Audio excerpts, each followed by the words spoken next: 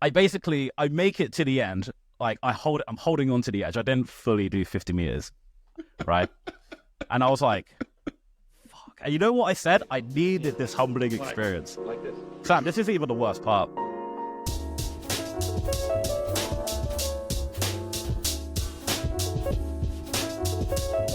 Hello, welcome back to the Evolve podcast. This is episode 11, and you're here with me, Lewis, and my co-host with the freshest trim. I know. Which caused us to record this at 8 o'clock. Sharp objects alert. Hey, I have a black barber, and he moves in his own time, and you've got to respect that because quite clearly my man has skills. Shout out to Quad. That's his name, Quad. Quad. What are you going to say? Quad. I Quad. think it's short for Quadric. But I just call him Quad because he told me to call him that. I'm not confirmed this. That's definitely a rap name. I'm sorry. He's on SoundCloud. His name was Quad. And he deserves all the attention he gets. He's amazing. Yeah. All right. Shout out to you, Quad. Sam, how have you been? How's your week? As you can tell, I've been good. And you know what? It's surprising because my today has been hectic. This week hasn't been the easiest week. I'm having positive vibes. I had my energy drink. Quad gave me a nice trim. And I'm here. So let's go. All right. It's been all right. I'm gonna let you start with your updates because mine will segue into what we're talking about today. Oh God. Okay. This is gonna be it's gonna be okay. It's good. It's funny. Let me get in the car on the way to London. It sounds like you need a cuddle. You need a hug. It sounds like no, it's good. Week. It's good. It has a good ending. But yeah. Okay, God. That's what we like to hear. Right. So in terms of achievements this week, I finally started doing my thesis. I started writing my thesis. Nice. And it was a bit of an emotional one because the way the DBA is structured, and I'm actually going to be able to call myself a full PhD student soon. Just waiting for a few boxes to get ticked. So when I say PhD, I'm speaking facts. I'm not trying to explain DBA to people. So the way the DBA is structured is you do like individual modules, like 3 individual modules. The first one's your proposal. The second one is your literature review.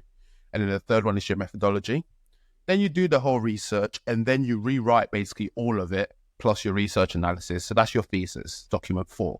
That's usually for the university, for Trent, or for Nottingham Business School.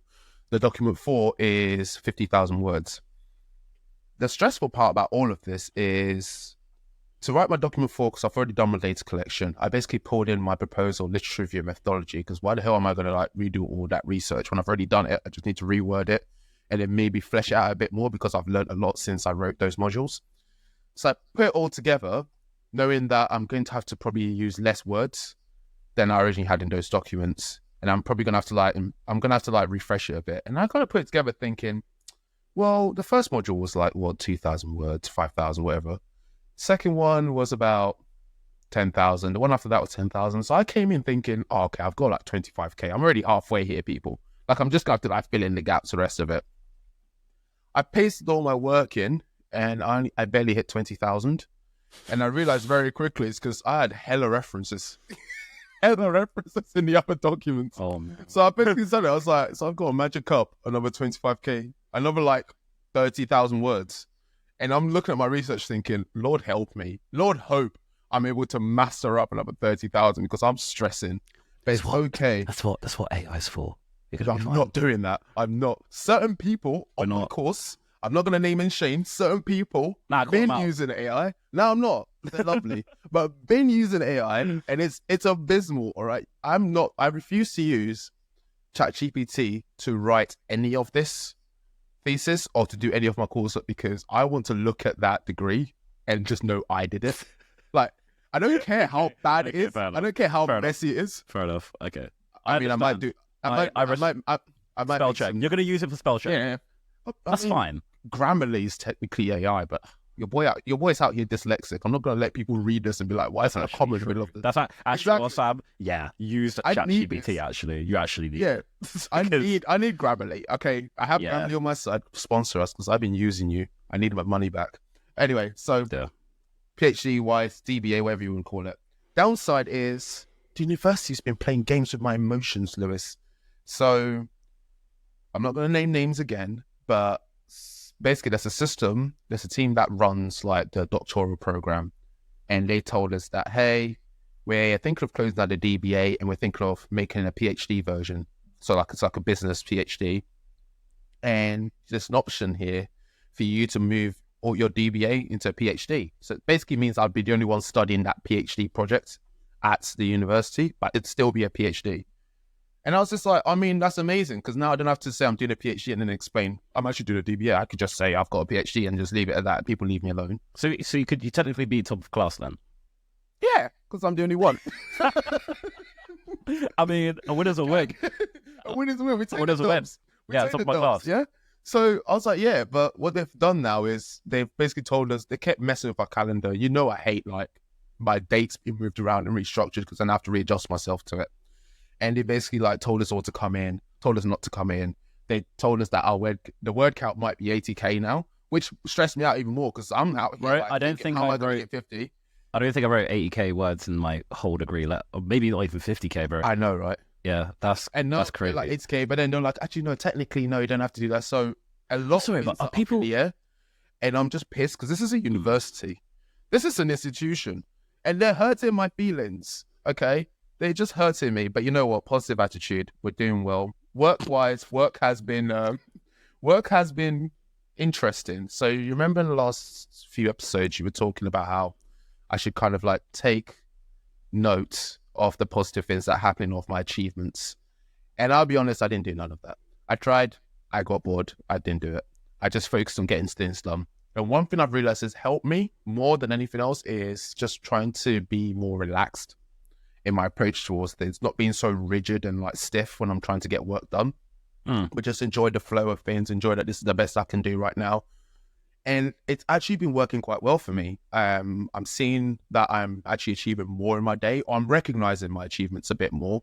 It's because I'm kind of taking more of a relaxed approach. I can enjoy the process, and it's been going well. Downside is people are still testing my emotions, so you know who you are. So if you hear this on the podcast, we'll talk Fix about up. it later. Yes. Not gonna. I was just about to name names. People are testing. People are testing. Sam, if you want to say them, if you want to say it just to feel relaxed, like Nah. it's okay. No, I can't do it. Can't do it. All right, See, fine. I just can't. I can't. Fine. But yeah, anyway, work-wise, I have been tested a few times, but we're getting there. We're making progress, and life's good. How things are anxious. Extroverts, yes. Oh, Lewis, and I know you said we should start talking about our wins. So I want to hear from you. Like, do we talk about the wins after you've done your story and like you've cried about whilst it? you're in the flow. Yeah. So Oh, talk my about your God. wins, So- bro. I've had an interesting day today, and Ollie messaged me, and I told Ollie I was going to talk about this on the pod because I really enjoyed the good news he had to share with me. So Ollie messaged me whilst I was kind of just sat there preparing to go and get my trim, just thinking, I hope the trim makes me feel better because it's been a tough week. And he just sends me designs. Now, if you remember, we said we were going to like talk to someone on Fiverr, hire someone to do the designs, and we're going to do this whole big revamp of the platform. So until then, the platform's going to be shite. Ollie just randomly sent me some designs, and boy, my guy came through. My guy came through, and not only did he just redesign it, he was like, "Oh, I'm also going to start." He's like, "I'm going to start deving it up." I was like, "You're gonna what?" It's like seeing like, I'm not a meat eater, but I imagine it's like seeing the most delicious steak on like a restaurant window. Looking at it, like your mouth. No, it's like Christmas market when the whole roast is spinning. You can smell all like the juices, or like all the flavors that pour in it. But like, your mum's like, "No, you can't have it," and then you walking past, and your dad's like, "Come back, let's get the hog roast. Let's go cut a piece off." Don't tell your mum. That was what Ollie did to me. He basically went, "You see this? You can have it. I'm gonna give this to you." I was just like, "Yes, my hero." Nice. So yeah, that made me gassed, and it's put me in a mood now where after this pod, I'm going to do some coursework, try and flesh out the work a bit more because I've got a meeting with my tutors tomorrow, and I'm going to start doing my side of the anxious extrovert stuff that I'm meant to do before we go live again. So good vibes all around. And the last achievement, I was inspired by a story of a certain father who's been making trading bots, and I was like, let me get my skills back up. Let me polish it a bit. And I've made this bot once that I was really proud of, but I didn't really know much about. the trading bot industry or wherever it is, right? I'm quite new to trading as it is, but I can understand the code. So I thought, I'll give it a go. And I made this bot and it was amazing. It turned 10K into 3 point something million in 4 years. But one thing I didn't know, because all I saw was the win. I saw the graph when I did the back test and I was like, this is an amazing tool. This is going to make everyone rich. But I'm going to keep it to myself because I'm selfish. And what I didn't realize was how bad the drawdown is. And the drawdown is the difference between the highest peak and the lowest point after that peak, which is basically it goes this way and then it hits the ground. This bot had a 70% drawdown. So you're watching your 10K go up and then you're watching your 10K turn to 3K and then you're watching it go towards the millions. Now on the graph, that is representing 4 years worth of data in 3 minutes. That 3.7 million is all you care about. But if I was to put this bot out there and people to live it in real life, you're basically going to spend the next 6 months watching your money go to crap and wondering where does Sam live and how can I kill him? So I was like, I need to fix that. And I left it alone because I didn't know what to do. Came back to it recently and I fixed it. And I was really proud of myself. That's so good, the man. drawdown, yeah, well, it's not as profitable. So I'm not going to be a millionaire anytime soon. But the drawdown was 18%. And I think it was able to turn 10K into 70-something thousand in just under a year. So I was just like, we'll take that win and we'll keep it going. And there's a lot more to learn. So yeah, I'm kind of back in my old habits of having multiple things going. But I'm trying to pause that trading bot for now and take some of that energy and put it into getting my coursework and Anxious Extrovert in a good place, because the trading bot will always be there. That's a personal project of yours. Exactly. Yeah. That could also. It's like you like come back to that another day. Yeah. No. This is not a typical British lad talking about crypto and trading. No. We don't do crypto talk. We don't do crypto talk here. No. I'm not even going to tell people about the bot here. No. Like this is me. This is just me celebrating my wins. Sam's wins. Good. Go find your own. Go find your own. Go look or something. I don't know. That's good. Yeah. Lewis, though, let's do this now. I'll pour everyone to a high and let's crush our dreams. Let's go. Joke. Tell us about you. So yeah, it started off on Tuesday because we had a business check in Tuesday, and I was like, again, fed up of work because things are stressing me out. Very busy. Absolute plot twist happened on Wednesday. So myself and my boss had a 1-to-1, and she basically was saying how we have our SLAs of our deliverables, or however you word it in whatever industry you're in, and she basically said she sent to management like how the SLAs could be quicker if there was another manager in the UK. So she's asking for more headcount. And I was like, okay, I was pondering while she was talking for a few minutes, and I was like, I'm not being funny. The only way that this SLA will be met is if I'm manager. It's basically exactly what I said to her, because I was like, because if a UK manager comes in, I'm going to have to train them anyway, and that's going to take up more of my time and make my life more stressful. So, and I basically positioned it as, if you want these SLAs to be met with a UK manager, this will only work if I'm manager, because I can train someone to do my job, but you couldn't train someone to do. Let me rephrase that. So if someone new were to come in, I can train them to do everything I do, but as a manager role, I know everything. So to get someone to my speed is going to take as long as I've worked at the company for so far. Yeah. So I said, for someone to be in a management position, it literally has to be internal, aka me, because I'm the only one who knows how to do all of that stuff, and I can train someone on like half of what I do. So she was like, that's an interesting point you make. I was like, she was like, that's very fair. So bear in mind, I'm not taking everything as gospel in this conversation, because things change at work all the time. Headcount might not potentially happen and things like that. But she was like, yeah, you have stepped up, to be fair, since, because we lost a manager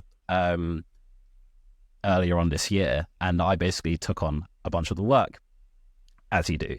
So she was like, oh, interesting. Well, if it's something that you're interested in, we can work on it and everything like that. And we actually, it's probably the most honest conversation I had with my boss so far, because I was like, I've been here for like, over 2 years now, and I don't like plateauing for too long. So I basically kind of put like, I don't like this whole stagnation and like, I don't like the lack of forward motion, which I've been feeling recently. And she was like, that's understandable. And it's a win-win for her because she doesn't want to lose any more headcount than she currently has. And she knows that I could do the role if I actually put in a little bit more of like a shit. So it was actually a quite productive conversation. And then, then we had like loads of like basically just chaos ensued. And I basically handled all of it and didn't find it as stressful because I actually felt like all of these things that are causing me a lot of stress and like I don't find as much purpose to, it could potentially lead to some sort of progression. So it kind of shifted in my head because I was like, oh, well, if I end up doing this and then getting promoted, that means I won't have to do this because someone else can do it. So that's kind of how I've thought about it in my head. I'm still like, want to work on like my own thing and things like that. But in the meantime, if I could actually progress internally and then someone else can do what I'm currently doing, that would be kind of a win. So that's progress, number one. I feel like you have a lot to say, but I'm going to continue. No, I have a lot to say about that whole situation because I know you're going to be pissed off down the line. I know for a fact they're going to piss you off down the line. Oh, I know they will. So, it's like I said, like I said, this is 20% likely. However, I appreciated some sort of like, oh, you're actually doing a shitload of work because it's the first time she said that in like 2 years. No, that's not 2 years, but like 6 months. Okay, fair enough. But still. So, that's win number one. So, a few episodes ago, when we talked about the marathon, I mentioned a goal that I want to achieve within my lifetime. And it was a little thing called an Ironman. Right. So, I'm not one to chat shit and let things go unnoticed and be like, oh, yeah, I'll do it later. So it started Monday. So Monday, actually, was it Tuesday? Monday or Tuesday, Rosie, my partner, calls me before bed. It's like, oh, when do you want to go swimming? And I was like, oh, what? She was like, oh, let's go Monday. And I was like, oh, I'll think about it. I'll let you know. I was like, what the fuck? Went to sleep. And like David Goggins like entered my nightmares, and I was like, no, I'm actually being soft. So I was like, fuck it, let's go tomorrow. So got all the stuff, and by me there's like the aquatic center, like 50-meter Olympic pool. And I was like, I know I'm not a good swimmer, but I was like, I'm sure I could do one lane. I was like, this is gonna be calm. Like as long as I like get in there and like I'm being accountable, and I'm gonna try it out and say what. I'm going to do what I said I was going to do because, we're not entrepreneurs up in here. So last night,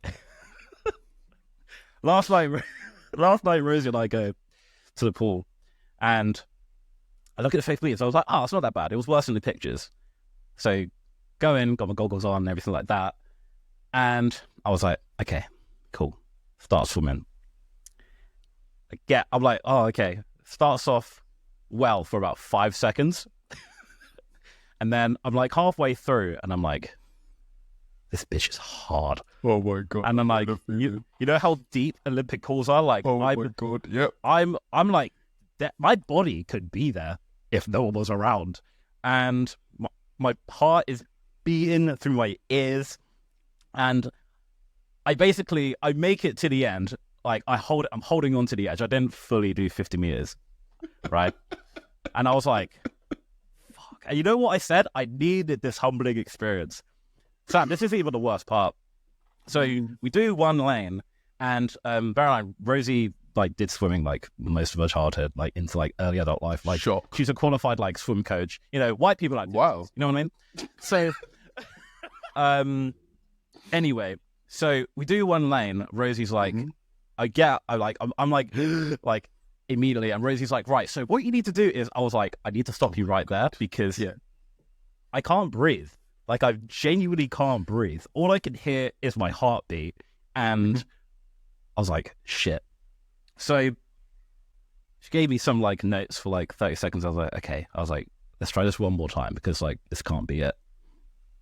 Didn't work, bro. And basically, I get to like halfway through, and like the lifeguard is like right there, and like I grab the edge, and he comes down, and he's like, "Big man, you're not supposed to be here." Basically, he was like, "Yeah, if you can't do 2 lanes of this, like, yeah, you need to get out of this pool, bro." But he was like, "I'll allow you, but like, just don't get anyone's way." And after that, I was like, "Oh, that's mean." I was like, "Wow, that's the seal." I was like, denial. I was like, he was like, yeah, this, he was like, this ain't for you. And I was like, wow. So Rosie was like, we debriefed. Rosie was like, I let Rosie like do a lane. And I was like, I need to gather my thoughts. And I was like, we're done for the day.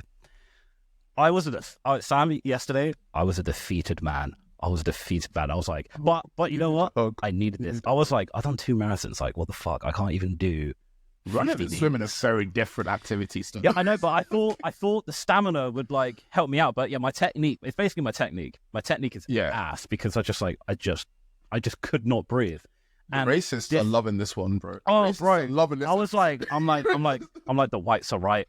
The whites are right. Bare chicken. I was like, man. So I was like, geez, like the stereotypes are true. Like I can't even float. It's horrible. I was like, damn. So yesterday, I got home. My papa was like, "How was it?" And I was like, "Big man, swimming's no joke."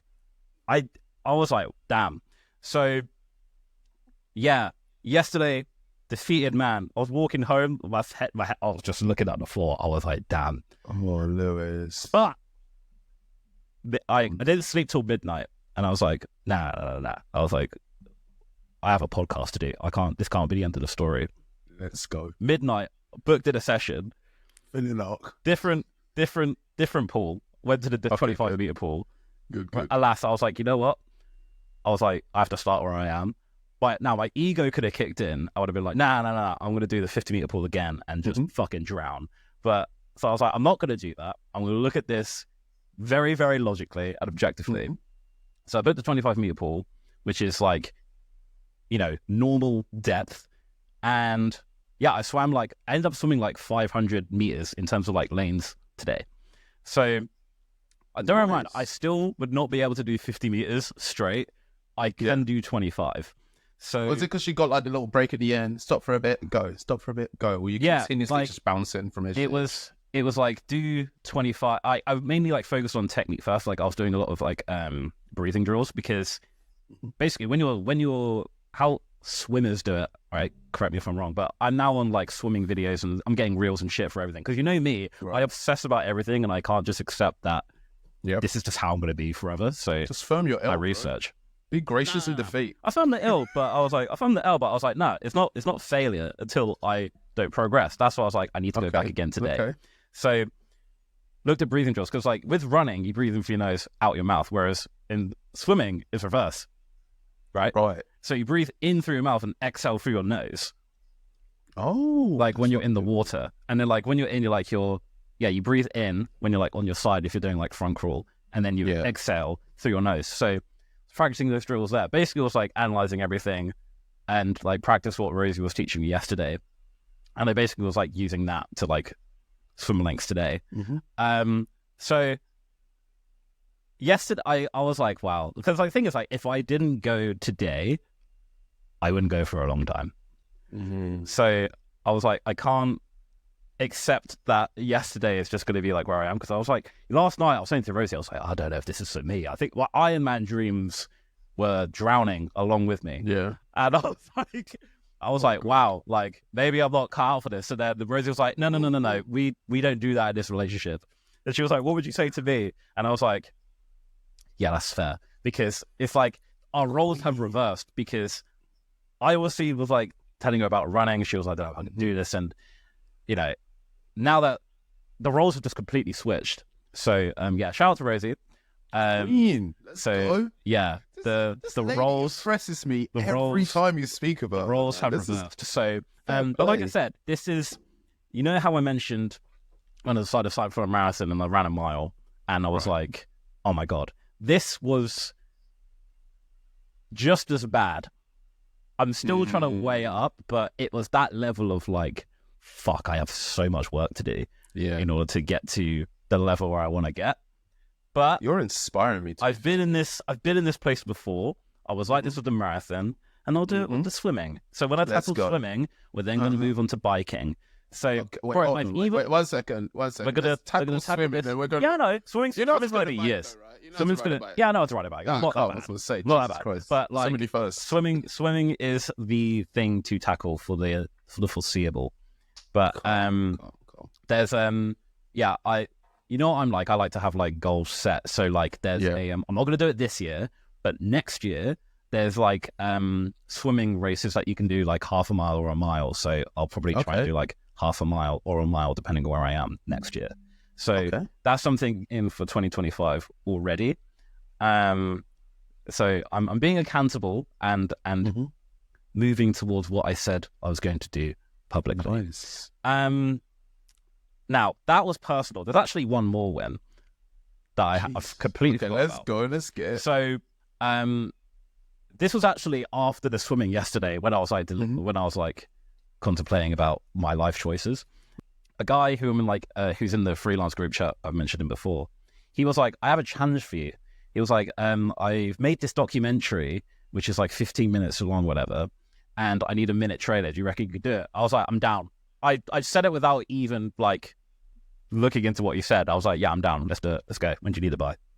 So I'm going to look into that after the pod today, and watch the documentary, see what I can do.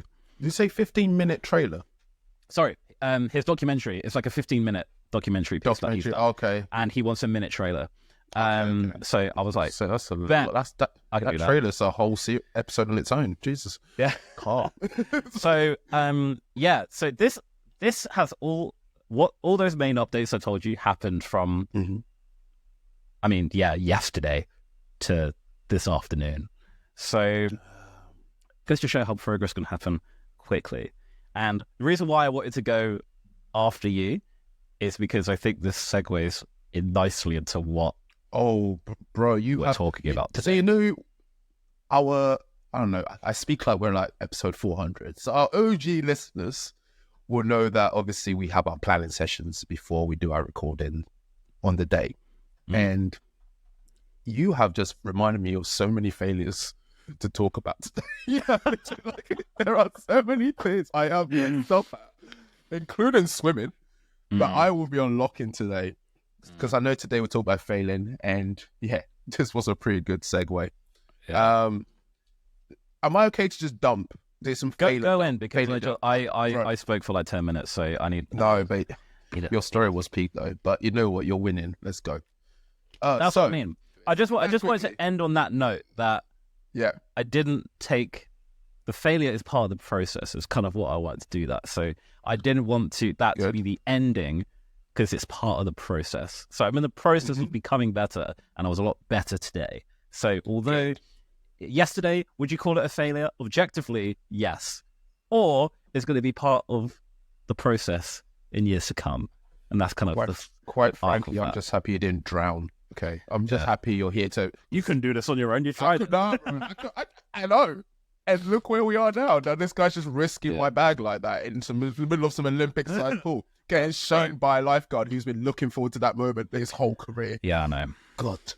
But anyway, you did remind me of your swimming story. So I have the same situation. I'm just not a buoyant person. Underwater, I'm a merman. I'm the most graceful underwater swimmer you ever saw. I could live underwater if I had gills. I'd be fine. Above water, I'm a dying bird, right? I'm like a pigeon that got thrown into the pond and just got told to make it to the other side. I splash like an idiot and I make a mess, and all the lifeguards panic when I go above the water. Underneath, it's serene. And it's got so bad that I refuse to go into like public pools. I'd rather swim in the ocean than go into public pools, because in my head, I just look like the black guy that's bad at swimming. And the lifeguards are looking at me and they're seeing this and they're laughing. And then when they go in the staff room and they're eating their sandwiches from Tesco, They're going to remember that black guy. They just Especially go, that big black guy. they just go, Yeah. Yeah. Yeah. yeah. And because of that, well, not because of that. Let me put my sentences together properly. That is a symptom that encourages me to recognize a lot of the failures I have, which is the perception of others. And it's very much like there was a time where I was just swimming and all of a sudden I was fine. Like I was swimming backwards. I was doing backstrokes and I was doing backstrokes and I was fine. Like I was just there, no floats or nothing. I was just swimming, I was just kicking. And I realized that if I don't use my arms and I just kick, I'm actually all right at swimming. So I decided this is how I swim. I go backwards now. I just look in the sea and go back, and I was doing perfectly fine. And then I remembered the lifeguard was there, and then I started drowning. No joke. I was going like this. I remember the lifeguard was there, and I started going like this. Oh. And then I started panicking. And it's almost like as soon as I remember that, oh, you're doing good at swimming, and then my brain goes to, you're doing good. Why do you want to do good? Because you want others to know that you can swim. And I remember, oh, other people are watching me. I go downhill. And it's the pressure of like trying to maintain that successful outlook to others that causes me to mess up. And it is as deep as it affects my ability to swim. So no, it's not because I'm black. It's because you're watching me. If you look away, I'll be fine. Simple as that. Let that settle in, white folks. Anyway. Another aspect of this was, once again, to do with swimming. When I think everyone in primary school, most people in primary school, got free swimming lessons, or their school took them to like some kind of local pool that was nearby to do their swimming lessons at. Our primary school swimming pool was at, I think, what was the school called? Parsons or something? I don't know. It was the school opposite the primary school. And that had a swimming pool. And the people that taught us swimming were students at that school or some crappy lifeguards at that school. And they did not care about the welfare of children at that place. Lewis, I'm telling you, I'm trying to swim to the other side and this woman is poking me in the head with a stick. Thank you, Lewis, because that's the face my mum pulled. And the teachers were like, why? All the other kids can swim. Maybe Sam just doesn't know how to swim. I was like, maybe if they stop poking the one black kid in the class with a stick every time his feet touch the ground, I would be confident enough to swim. That's just me venting. That's just me highlighting that there are aspects. I'm making some road connections to failure, but I'm just trying to trauma dump. I'm trauma dumping after that. I feel like I really kind of like triggered the moment. Yeah, I feel like you have. Yeah, some repressed memories you needed to talk about. I have. So we're just two black doddies who can't swim, is what I'm hearing. Basically. Wow. Basically. And I've tried. There's been times where Sarah's teaching me techniques, and the one time I was trying to push her on an inflatable, so I had an aid, and I kid you not, Lewis, I was kicking and everything, and we weren't moving anywhere. I was just there. I was doing all the motions. It got to a point where she was like, oh, wow, this really is impossible for you. I was like, what do you think I've been trying to work out my whole life? This? Anyway, so back on failure. I did have a moment recently, Lewis, during Thai boxing. In fact, it was yesterday. We had one of our sessions, and my fitness is getting better every session. It's getting a lot better. And once again, the connection to my view on failure or things that cause me to fail is once I start fixating on how people see me and how people see my outcomes or my performance. And a lot of it was, I get very anxious when I'm training and the whole class stops and looks at me. That's another thing, because it gets me back in my own head. It gets me where I'm all stiff. I'm trying to like punch, but I can't punch because I'm worried about what people think of me. And yesterday it happened because my coach basically recognized, okay, Sam's fitness is getting better. Let's put him into sparring a bit more. So almost every training session so far, I've been in with a group of sparring. Also because I'm heavy and everyone else is trained for fights, so I'm basically like a walking heavy bag to them. So it's good to also have me. It's basically like good to also have them train against me. Either way, we do more rounds in sparring than the people doing like the fitness work. So in between their breaks, we're still fighting. And it means that when they have a break, people are basically watching me fighting someone half my size. And in my head, I'm in a weird position where I can't really batter someone, and I shouldn't because it's sparring. But I also don't like looking stupid in front of everyone. So I'm kind of like half punching and then getting kneed in the guts. I'm getting punched. I'm getting kicked. I'm just soaking it all up. And I'm just like, eh. And I hated every single moment of it. And there was just a realization where the coach just went, Sam, stop flustering. You're looking like an idiot. And I was just like, wait, me trying to hold myself back is causing me to fail. So how about I just relax and just get it done? Interesting. And I kid you not, Lewis, the way I came back. the villain arc, the return journey in that round, I was kicking, I was teeth into the guts. People were not making connections. There was one guy who got a head kick in that reminded me that I'm a human being. I'm not God. But yeah. But it was good. And I think, once again, get out of your own way. I think getting out of your way is a massive, massive way of maybe viewing failures as progression towards success. Because one thing I've said earlier is my fitness is getting better. And if you remember in the past episode, I hated the first session. I loved it because I thought I'm back in the game.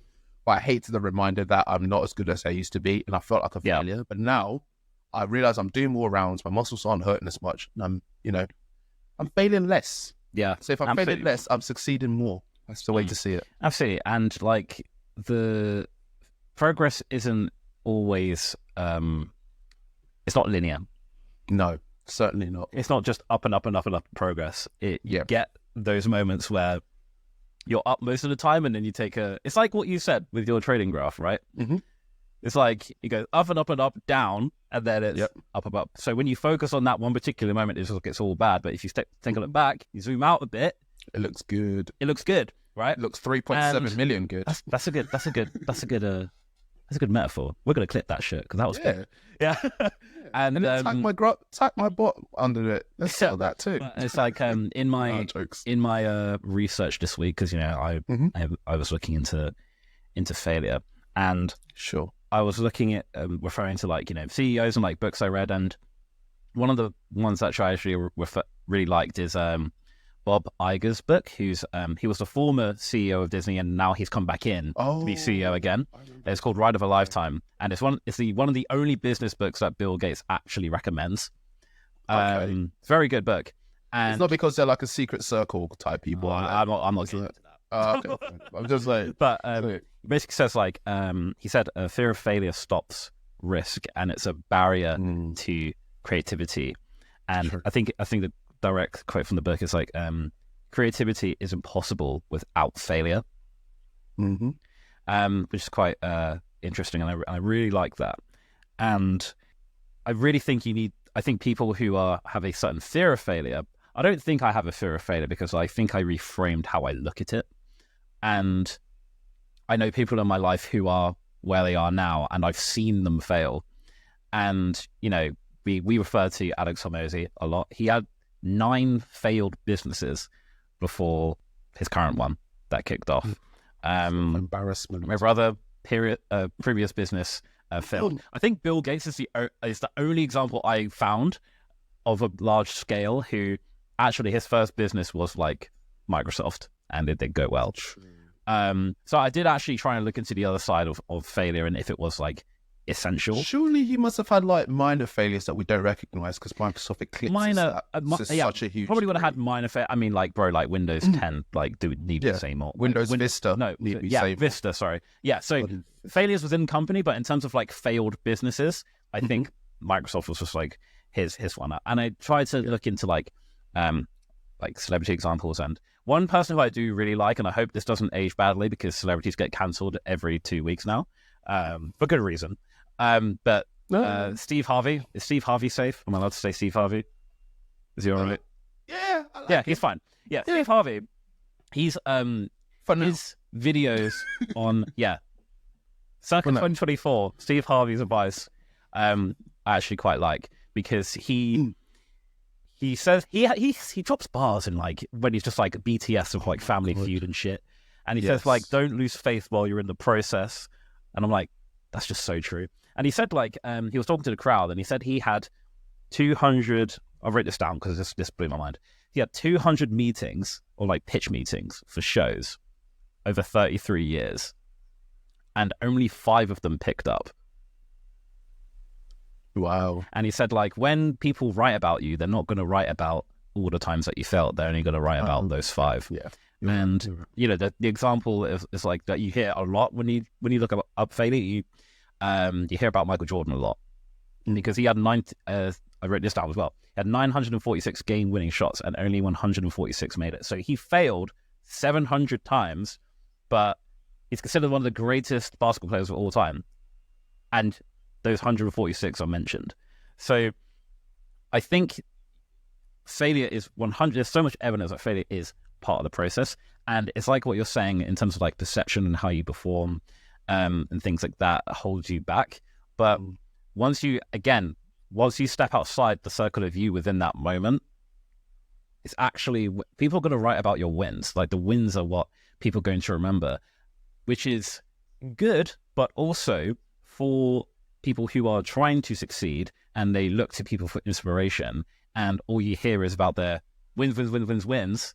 You don't hear about the failures, which is why we're now in a wave where entrepreneurs and CEOs are kind of like the face of their company, and being authentic as much as you can is actually what people resonate with, because the average Joe isn't a millionaire, and they're struggling, and they might not be in a job that they like and things like that, and like, oh, how do you get to this part? Which is why main part for me is why we want to start the podcast, because like I said it before many times, but like we want to be real about what it's actually like on a day-to-day basis, and we talk about our failures all the time.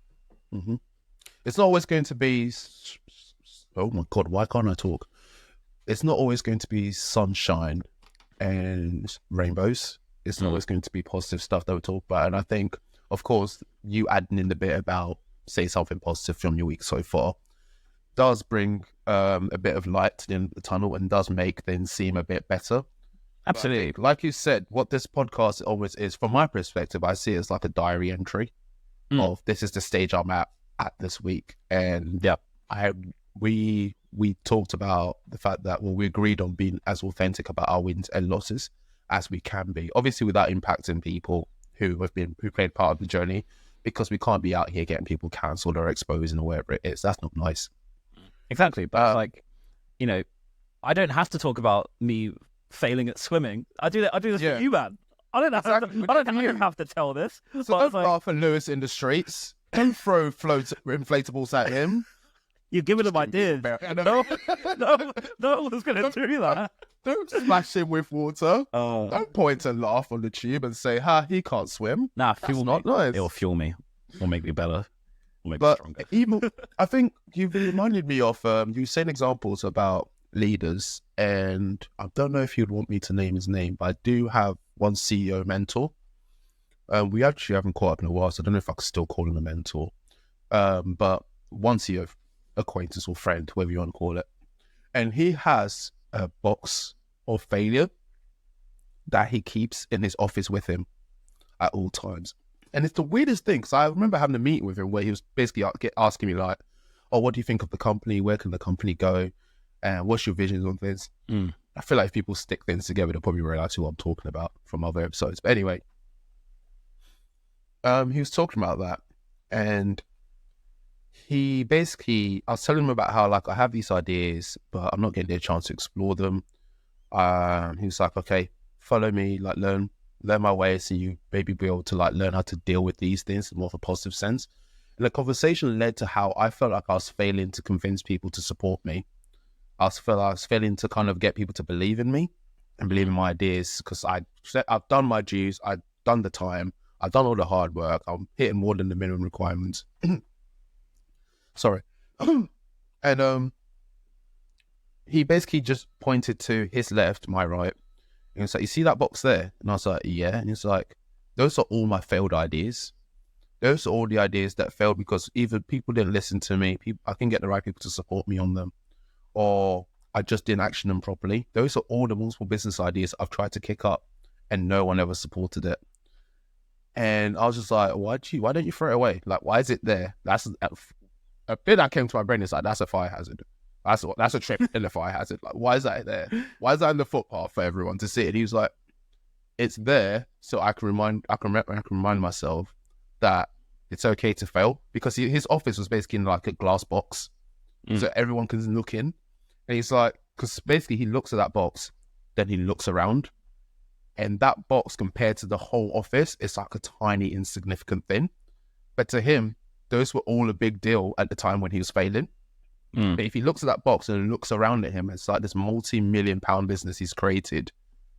It seems like the failures are quite insignificant. It seems like they just played a step in the journey towards the success he's at now. And he's somehow turned his failures into something that inspires him. And I don't want to dwell too much into like the previous episode and the things we talked about, but I did open to him about like the mental breakdown, like all the stuff and my turning point. And he basically said that's basically his equivalent of that. He's able to look at that. And as time goes on, I know we've talked about graphs in multiple ways, but as time goes on, that one stretch of failing or that one stretch of downtime in your life becomes smaller and smaller in the greatest scheme of, or in the greatest scope of your lifetime, or in the greatest scope of like the impact of your achievements. And why I've said that second part was, some people might be at the age of 50 or 60 right now and feel like they haven't achieved enough and it might feel like a failure. So in their grand scheme of things, you're 60, well, life expectancy is what, like 80, 90 these days. You've not got much time left, so you feel like, oh, well, if I'm looking at it from the grand scheme of things, it's still a huge chunk of failure. But when you consider the wider impact of your positive actions and the wider impacts of if you did have a turnaround time now in the next 20 years, you're able to achieve a lot, the wider impacts of your positive actions still eclipse that span of failure. Yeah. The benefits and the excitements from that, the joy you'll feel will still eclipse whatever you're going through right now. So in the grand scheme of things, you just need to get your win. And once you have your win, you are able to look back and laugh. And we've got a mate, Shy. I think people know him as Young Black Psych. He doesn't mind being shouted out, I don't think. And I remember in uni, we used to have like our down times. We were at a very low point. And I remember we said like, one day we're going to look back at all of this and laugh. And I had a call with him not too long ago. And he's talking about how like he's excited to move in with his missus. And I was like, yeah, I'm excited to get married. We're talking about life and all these things. And then we started laughing. I was just like, yo, remember when we said we'll look back and laugh? And then I was just like, he was like, yeah. And I was like, it's actually crazy. And when that moment happens, well, we weren't super emotional about it. We weren't super like, oh, let's tear up. And like, it was more like, it made the laugh even stronger. Like, you start laughing from like the belly. It stops being a little like, to like, oh, like, rich man laugh, Scrooge McDuck type laugh. Like, the bass, that bass is good. That bass. Yeah. That bass. I feel like Bane with a mask. You don't know me. Like, no, for sure, man. And I really, this is like, I'm talking like the episode's ending. It's not. I really encourage people to try and search for that light at the end of the tunnel, and search for that is. And I'm enjoying the flow of things, and I'm able to enjoy the flow of things because I'm in the more of a positive mindset, and I'm very focused on not taking life too seriously, because when the wind comes, it will just wash over like a wave. Like, it will just wash over like a surprise wave. And then I'll be able to look back and be like, oh yeah, that actually just happened. Like, I'm enjoying life right now. And because I was so fixated on succeeding, there's been so many waves that have washed over me that I've not looked back at and gone, oh, that's happened. That's amazing. I'm now in the point where I'm sat here and I'm almost like overwhelmed by the amount of like little wins I've had that I've not taken the time to appreciate, learn from, and develop on. Absolutely, man. And that's why I'm at now. So yeah, it's very interesting you said that, because I had a chat with my mum the other day, and I've noticed this in it's actually quite a common personality trait in business owners and people who are trying to like build something and everything like that. Not to take away from people who aren't trying to do that, but it's just a common trait which I found is that you don't take time to be proud of yourself. And one of the things I know my dad does it, I know my brother does it, like only big wins are like kind of like count, and the small wins don't really matter as much. And it's like, when my mum always said to me like, Lewis, when you achieve a goal, you never take time to be like, cool, I've done that. You're always focused on like, cool, I've done that, what's next? And whilst you were saying like you were chatting to Shy and like reflecting on like how far you guys have come, I literally was just thinking like, this time last year, I wasn't doing any of the things that I was doing now. Like, my business wasn't set up, we weren't doing the pod, I wasn't editing, I didn't have a site like set up, I wasn't like swimming or like whatever. Well, I'm barely swimming now, but you know what I mean? Like, so, and I think what I'm trying to get at is, you have no idea what's going to happen in a year's time. A lot can happen within a year. Hell, this has all happened for me within, 6 months since I started the company. So a lot can happen. And I think when you're in like a period where you think you're stagnant and not moving, and I definitely thought I was in that position last year. It turns out I actually wasn't. And I thought there was like no light at the end of the tunnel. All I saw was just like pitch black. And turns out it was all forward motion in terms of just like grit. And one of the things which I did that helped when I thought I was kind of like not moving anywhere was just very much just focused on survival. Sometimes you can, if you have 10% to give, if you only had 10% to give, you gave everything. So like you don't have to beat yourself up if you didn't, do whatever side hustle thing you're supposed to do that day. Like, it's okay to like rest. Just don't rest for like weeks and weeks on end. Because like you said, like if you zone it, if you're looking on that week and like you rested that week, but if you look like on a month and you worked all those other days, that's still consistency. Yep. And a lot of people feel like failures, and actually they're doing more than they give themselves credit for. And I'm being a hypocrite when I say this because I do this all the time, and I know you do way more than me. Yeah. And it's why I think this is why I journal so much. And I know there's going to be a whole episode dedicated to that, but it actually forces you to go back and look at the entries. And when I look back, I go, oh yeah, I remember when this was really pissing me off, and like now it doesn't matter, or I've overcome that situation. And it's what I really liked about what Feel Good Productivity by Ali Abdaal said was like, when you're in that moment of like, I'm failing, I'm fucking up, and this is pissing me off, it's like, will this matter in 10 days? Will this matter in a month? Will this matter in a week? And kind of like frame your current emotion to the likelihood of the life that you have in front of you. And I think just to add on to that, framing your failure is correlated to what goals you have set. And if you're obviously constantly comparing yourself to your famous CEOs who have like all these followers and all this money and things like that, and you're constantly comparing to that, obviously you're going to feel like you have so much to do and you're going to feel like you're failing. However, if you can set, I'm not saying lower the benchmark by any means, but what I'm saying is go by the way that you wish to live your life. And if it actually turns out, look at if it actually matters to you. Some CEOs, they fly around every sort of like 6 months and like they have no like base, right? And that's my brother, for example, and he likes that lifestyle. That isn't the lifestyle for me. I've said it before. Like, I want to chill in a nice house with my dog and work from home. Like, I don't want an office with big people. I don't want to lead 100 people. I don't really feel like that's for me, because I quite like just getting my creative space and doing that. And now I've realized that for myself, I don't feel like a failure because I know where I need to go. And because I know because I have a good picture and a good visual goal of what that looks like, I'm actually able to move the needle to where I want to go. And I think everybody should kind of like frame where you want to go. If you have the best idea, if you want a billion-dollar company, whatever, fine. That's absolutely great. You have a lot more work to do than me and Sam. But again, that's not for everybody. And that's fine. You don't need to be number one at everything. Number 30 at Facebook owns $100 million company, right? Just remember that. Not one, not three, 30, right? Yep. But he left after like 6 months. And he's got $100 million company. So there you go. You don't need to be the best. You need to be good, but you don't need to be the best. You can get away with being good at a few things and stack them together. Look up skill stacking, right? Change your life.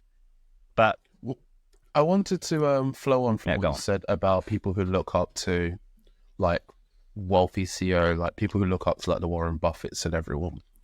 And I mean, I'm not calling ourselves Warren Buffetts, but I think something I've spoke about lightly before was people's perceptions of their own journey when they look back on themselves and their ability to articulate it. There's only so many things that a person can articulate in a conversation about their journey when you ask them, how did you become successful? There's only so much you can fit into one, even a 4-hour conversation. There's so much that's happening in a lifetime that you're trying to fit into that 4 hours. That's almost impossible to perfectly present an image of what you've done to get to where you are now. That's why we agreed. That's another reason why we agreed to do this podcast, is because we can capture as much of that when it happens rather than have to reflect on it when people ask us, how did you get to where you are now? We can get to we can basically go, why don't you go look at this episode? Or why don't you look at this range of time, what we were talking about then? And you might see a reason why. And the reason why I'm saying that is because when people speak about their past, they're already picturing that past for bias. And there's some research into people's memories and how memory can easily be manipulated by a person's experiences or current events. Absolutely. And that isn't just when you witness a crime. That isn't just when you see something traumatic and you have to reflect on it. It's also factored in for when you have to think about your own life experiences and when certain things have happened to you. So if you were to ask someone who's very successful, who's very notable for being, I don't know, a marketing genius, and you were to ask them about their past about marketing and all these things, well, if you were to just ask them about their path towards success, they might be more inclined to fixate on their path towards success within the marketing arena, because that's what you're asking them. When that person, he or she, they might miss the opportunity to also highlight a conversation they had that brought them to the point of success. They might fail to highlight someone who loaned them something or gave them something that helped them towards success. Might fail to highlight a small loan of £1 million from their dad. Some people don't, Mr. Trump. But one was, and that's not the only thing at all. They might also fail to highlight where they went wrong on that journey, because it might have an impact on their credibility now and their ability to tell you the story and ability to share their knowledge with you. And you have to, and the only way I could think, not you have to, but the only way I could think to counterbalance that is to expect and look forward to failing so you can learn the little nuances of that journey that they weren't able to share with you. I used to have this mindset of asking CEOs questions so I can learn from their failures before I experience them, so I can avoid those failures. That was my fixation. Yeah. And I learned very quickly that mindset isn't going to help me, because it makes me paranoid about failing. Absolutely. Go on, you land, bro. You land. What I was going to just add on to that is I say analysis paralysis a lot, and that's basically just trying to avoid fucking up, right? And I'm trying not to be hypocritical and say, fall in love with the process of failing, because in those moments of failure, it feels like shit, and it still does. It sucks so hard. But I've got very good at bouncing back, and I think that's important. Fall down 7 times, get up 8, as Denzel said. How do you bounce back? How have you bounced back in the past? I think for me, it takes practice. You need to fail at bouncing back as well, which is another thing. I've got very good at bouncing back because I've taken a lot of L's, right? So I think how I bounce back is, and I think, again, knowing yourself very well and what works for you is quite good. So take swimming, for example, right? Because I felt defeated yesterday, and I'm very fortunate and privileged in the fact that, and I say privileged because I'm not saying this to be nice, but I think it's true. I have a great network around me. I have the best friends. I have great best family and stuff like that. So immediately after feeling down on myself, I'm with my girlfriend who I love more than anything. I'm with my best mates in my flat. I'm in a good environment to feel better, right? And then that gets me out of that sort of feeling shit about myself. What I do next, because I journal, like I said, I look back and be okay, right, this is what happened. What are we going to do from this point forward? And it's took a moment to chill for the rest of the night, play some games and stuff like that, because that just switches off. And then I'm able to actually look at it objectively, as opposed to going out from an emotional response. So I would say that that's more of I tapped into the stoic iOS Windows system of how to tackle this issue. And so I knew I needed to go again as soon as possible. Otherwise I would big it up again in my head for how to go. And I think that's kind of it, really. I think I give myself time to feel how I'm feeling as opposed to like boiling it up. Like, I accept where you are, accept you feel like shit, and then tackle it head on, and don't let yourself stay there. Because it's like what I said to you the other week in terms of like measuring yourself on like, oh, I've done all these successes before. And like, that's your ego kicking in. I literally had that when I was swimming. I was like, I've done marathons. Why the fuck can't I swim 50 meters? Like, this is bullshit. Everyone else here can swim. And I was like, I really was like so conscious of like how I look. Because bro, like, I'm topless and I'm just heavy breathing. Like, it's like the worst way to look. Like, do you know what I mean? So I'm giving this example because this literally happened like 24 hours ago. But I think just one of the things which just to like go into slightly outside of business, because I mentioned this, our planning system, like look at relationships, right? If you see people who go for the same type of person, they're not learning from their mistakes and they're choosing not to be reflective. And I've definitely learned by watching other people's relationship go to shit, because particularly if you're close with that person and you see what went wrong with their relationship, you're like, I'm probably going to avoid these behaviors. So most of my life, I haven't been in like multiple relationships, right? This is my second one, hopefully my last one. But I learned a lot by, watching my parents and seeing what a good ideal scenario of a relationship looks like. And I saw how a lot of relationships failed. So watching other people's mistakes, yes, is very true. But however, you're not going to, fall in love and find the love of your life just by sitting there and not doing nothing. Like, you still have to put yourself out there. And so in terms of so I want to say, like, you need to learn and bounce back from those relationships and actually reflect. Don't just hop into another relationship thinking, it gets better. The other person. Like, you need to look at your behaviors more so than I think the other person's, because it's very easy to look at the other person's relationship because obviously it's not you. And it probably took me like, 2.5 years in my previous relationship to realize, where are the things that I need to unlearn and things I need to learn. So, and I think it's very different with when it's like personal matters. I think it could take longer. For a business, everything's objective and numbers, and if you fail to lift a weight, you can measure it. You can, it can be both. But I think I think in terms of like a measurement, there's more. I think in regards to like relationships, it's hard to like measure as such because it's really internal. Whereas like if you fail to lift, 250 kg on your lat pull down, right? You know where you are, right, bro? So. To talk about that. Yeah. I know that's a bit of a ramble, but in terms of bouncing back, I think it goes with knowing yourself and what works for you to get yourself back to normal. But also you need to fail enough to know how to bounce back as well. And that's why I think we have the wins of the weeks, because like it's very, and that's going to be a small segment. If it was L's of the week, this would be a 5-hour long podcast because I fail all the time. So many. I tell you about the important ones. Many else. Did I tell you I failed to hit my PB on my lat pull down? I can't do sets with that no more. I can't. Thai boxing has robbed me of that. I'm losing weight, which is great, but I'm also losing strength. And I definitely felt like a failure until I went back to training, and then I felt like God again. But yeah, my ego has been replenished. No one can stop me.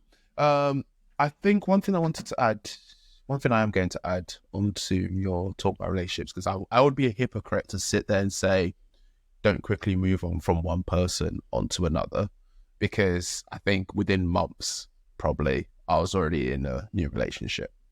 But I would say your advice still is true and factual, because some people would... There are exceptions to the rule, there are exceptions, obviously, but for me, you needed extra time. But in fairness, I think in some cases, it's almost like you recognize where you went wrong after the fact. And in other cases, you realize you're doing something wrong, but you're so stuck in trying to fix it that you just keep going. And it gets to a point sometimes where it feels like you're giving up, but you're not. You're pivoting, you're rebuilding, and you're readjusting, and you're finding a new direction for yourself. Yeah. And that was my situation in terms of, it felt like if I let go of it, I'm giving up on this. And if I'm giving up, then it's my fault and it's all gone to crap. And it only went to crap because I gave up, not it went to crap because it was literally killing us both on the inside. And in ending it, there was the death. It felt like something had died. It felt like, oh my God, I've got to process all of this. I've got to process a loss in my life and all these things. I did handle it well. Yep. She didn't handle it well. We both basically went crazy. But once I'd met Sarah, just as friends, I kind of just thought, okay, there's light there. But I also knew what I had to work on myself. And I also knew that the one thing I'd failed on was being clear and honest with someone about what I was going through. And Sarah, the reason we're getting married is because in my eyes, she's amazing. And she basically allowed me that space to like fix myself, help me heal. And I would say I am fortunate in terms of I was able to jump back into a relationship quickly and still given the opportunity to heal and get better in my own time. But Absolutely. that isn't something that everyone will and should afford you. Not everyone deserves that. I was lucky to have someone that is that given to do that for me, but I did not expect her to do that for me, if that makes sense. And I think it's wrong to. She basically gave up an enjoyable first few, God knows how many months of a relationship to watch me become a better version of myself, to then actually embrace what a relationship was, which is the same amount of time that someone should probably spend on their own, building up that character before they dive into a relationship. Absolutely. And you know what? I'm actually now looking back, and I think I had a similar sort of arc with Rosie as well, because I was like, I need to start a business. I'm like really struggling. And like, again, it's like, you feel like you have to build to that point where they love you enough to see you struggle and like be there for you, as opposed to like from the get-go kind of be that support. But there's beauty in that in the beginning, because you watch them grow, and like, you know, there's so much research, like struggle brings couples together more than anything else. Like it's not your holiday. Like holidays is one of them, obviously. It's like second, but like struggle is like the number one thing. You have to go through shit together. You have to see each other at your worst points. You need to see each other at the worst, not just crying snotty. Like, no, you need to see them be destroyed. Like, pause, but like, like you need to see them go through. Hard Christ. I just realized when you're pausing there. Raw. But you need to go through shit. And agreed. And there's one thing I really just wanted to point out, and I saw this TikTok from this comedian. It was like from a stand-up show, I can't remember. But it's like, you know, when comedians go serious and like they say something so profound, and I wanted to repeat this on the pod because I think it's a good way to frame failure for people. And relationship is a good example, because, you know, most people on the planet wish to be in a relationship with someone. When you have a relationship that's failed, most people will still, you know, try again for another relationship, and from a failed relationship. And this guy goes on to explain how, like, do you know how likely it is for you to be in a successful relationship and be with the love of your life and things like that? And like, even then, like, you got divorced, so you got most relationships under that start before you're 30, like, end, and like, for all this sort of like statistics, like, logically speaking, no one should be looking for this, because the chances are so slim, and it's like a lottery. But yet you try and try again because you know what your end goal is. And if you have a slim chance of experiencing this love that you desire with someone and things like that, you're still going to go on all these dates and all these failed relationships just because this might be your last first date, right? Now, that is literally failure in a nutshell. You need to do that and treat every sort of like goal and things you have like you would if you are searching for the love of your life, right? Definitely. So with your business ideas, if each of your business ideas, like a relationship, didn't work out, you've got to try it again and things like that. You don't, like, if you're, you know, in a relationship and it failed, you don't try again, the alternative is you're going to be on your own, right? Yep. In business terms, that's, you're going to stay safe and, you know, be comfortable with your 9 to 6 and things like that, which is fine, but it's not the love of your life, right? No. You got to take that risk. Kind of wanted to frame failure for people in a relatable way, and that's where we wanted to land. I think let's not forget that another important aspect of failure is actually recognizing you failed. And I'm saying you in terms of being accountable for where you go wrong and being able to learn from that mistake.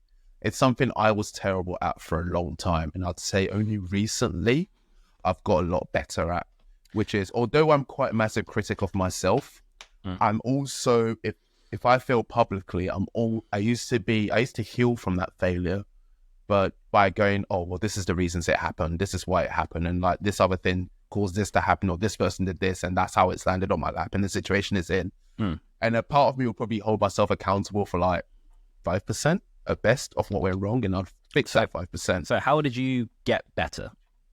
I got better by recognizing the steps, by looking back at it and having the conversation with myself, and kind of replaying the scenarios and seeing, okay, well, if I tried it this way, what would have happened? If I tried it the other way, what would have happened?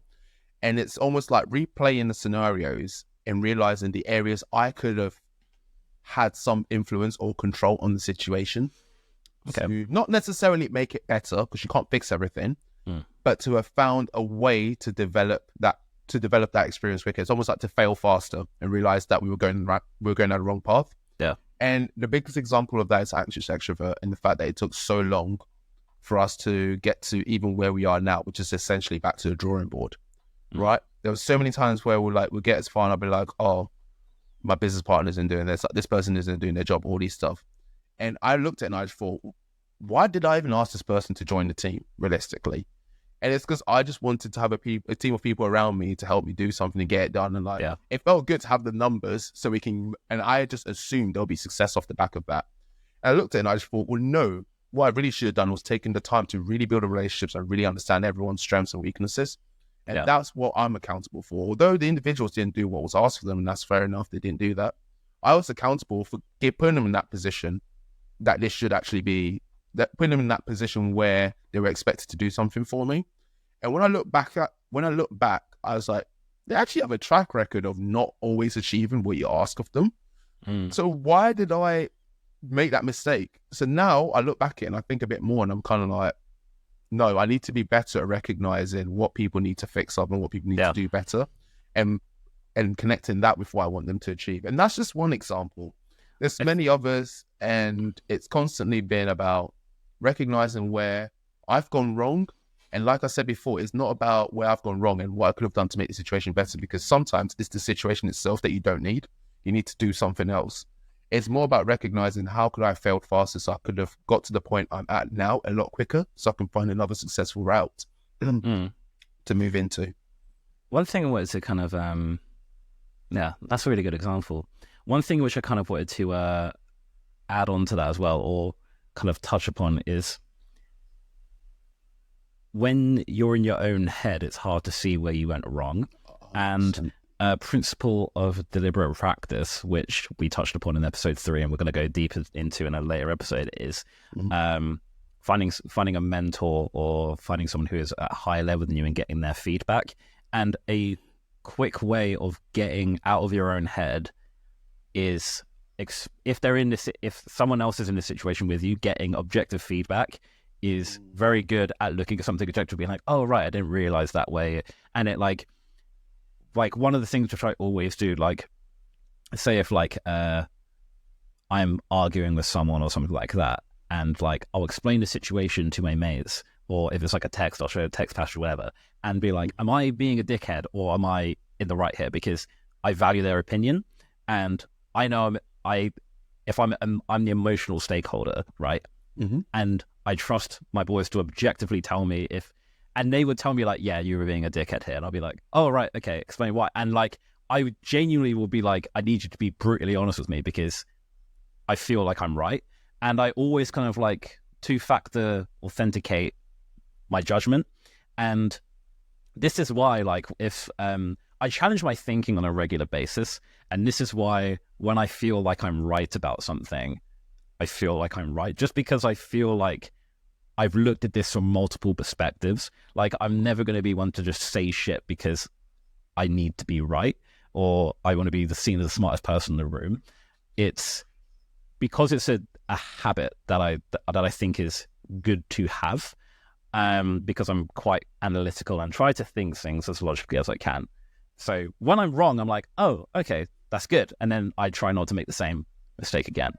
But no, man, yeah, failure, the best teacher there is. Quote, unquote, Yoda. Yoda said that shit. Anyway, Sam, anything else to add on this topic? Or should we wrap up? I think we should bring it to a close, mainly because I need to save some mental energy for this coursework. Yeah, you know what? That's selfishly, mainly. But no, I think today has been a really good episode to kind of reflect on my own personal actions. And also, I'm pretty sure, like we do from every recording, I end up fixating on that topic we talk about for that week to come. So I'm looking forward to it. I'm looking forward to how talk about failure today is going to have an impact on my perceptions, my perception of myself and my output and the work I do in general.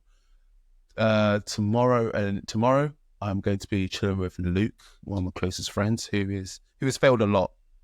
Luke has failed a lot and he's quite notable online. He's actually the most successful failure I've ever met in my life. And he should have been my first example because the guy's a millionaire.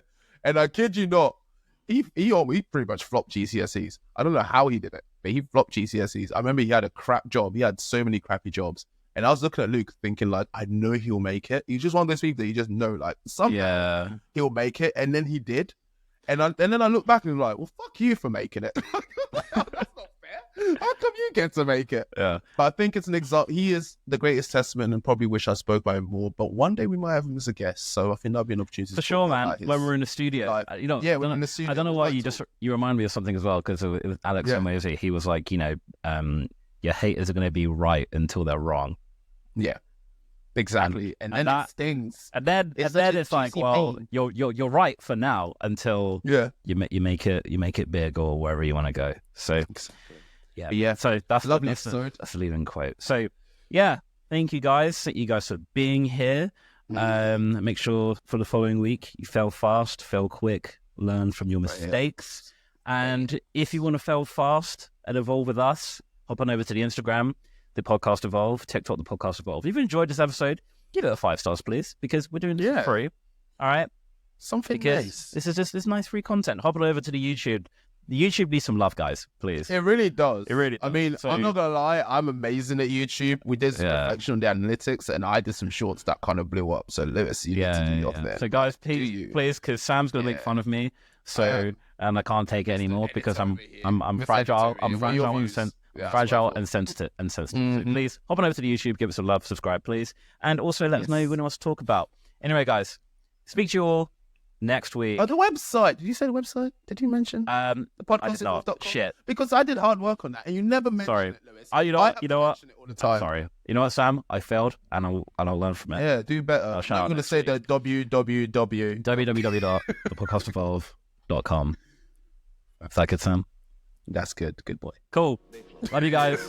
See you all next week. See you soon. Peace. Love you. Bye.